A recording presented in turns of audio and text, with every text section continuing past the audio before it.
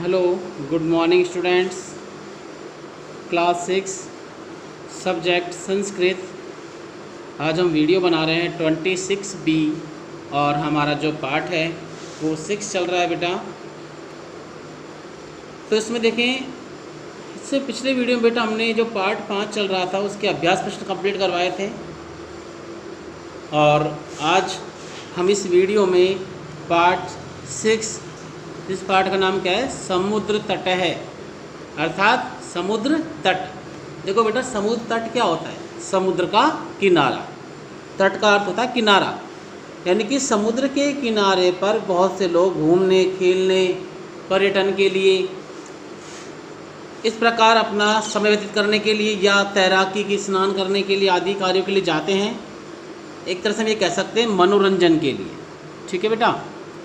तो अब यहाँ पर हम इस पाठ में पढ़ते हैं किस प्रकार समुद्र किनारे पर लोग क्या कार्य करने के लिए जाते हैं, किस प्रकार वह घूमते हैं, अपना पर्यटन करते हैं, या फिर हम ये कह सकते हैं किस प्रकार अपना मनोरंजन कार्य वो करने के लिए जाते हैं। कुछ वहाँ उस समुद्र की तट के पास जो समुद्र का पानी है उसकी जो लहरें हैं वो किस प्रकार हिलती हैं या प्रवाहित होती हैं, चलती हैं, इस प्रकार हम देखते हैं। वहाँ पर बच्चे उनके साथ साथ खेलते कूदते हैं।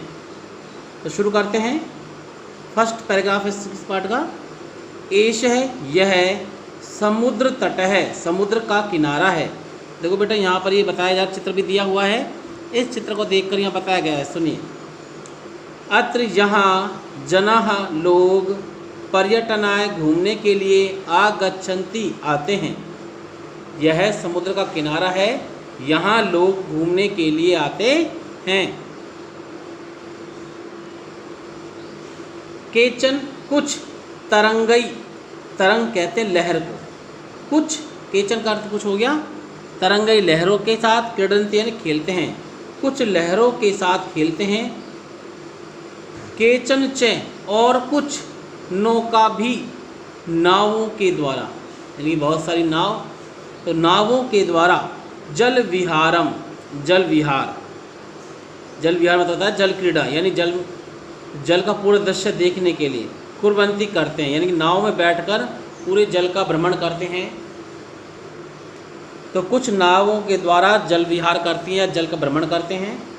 तेषु उनमें, यानी जो खेलते हैं और जल विहार करते हैं, तेषु उनमें केचन कुछ कंदुकेन गेंद से, क्रीडन्ति खेलते हैं, उनमें से कुछ गेंद से खेलते हैं। बालिका बालकः च, बालिका बालिकाएं, च और बालकः बालक, बालू का भी। देखो बेटा, बालू का अर्थ होता है बालू रेत, यानी बालू जो मिट्टी होती है उसके लिए कहा गया है।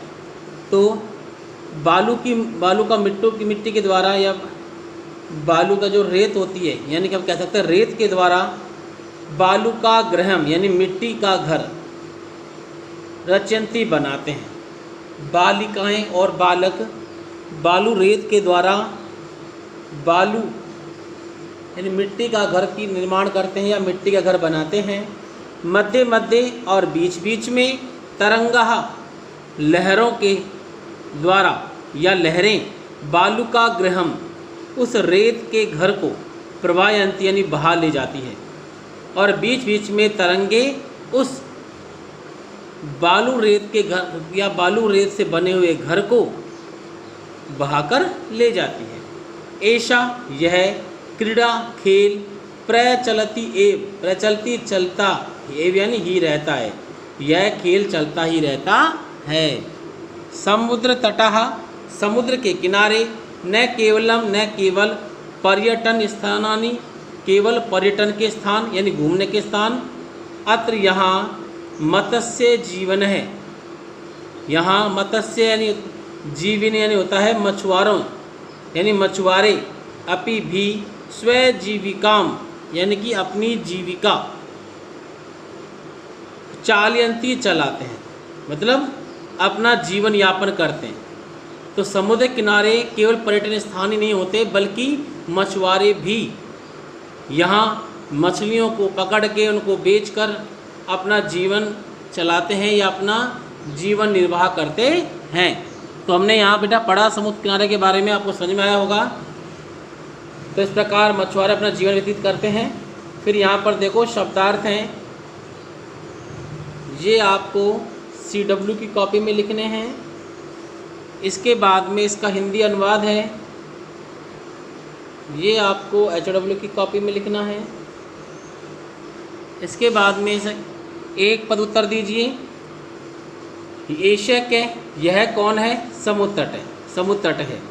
दूसरा, अत्र यहाँ जना लोग किस अर्थ में अगस्त से किस लिए आते हैं? यहाँ लोग किस लिए आते हैं बेटा? पर्यटन है, घूमने के लिए। थर्ड है, बालिकाएं और बालक किसके द्वारा घर घर का निर्माण करते हैं? बालू मिट्टी के द्वारा, तो बालू का भी।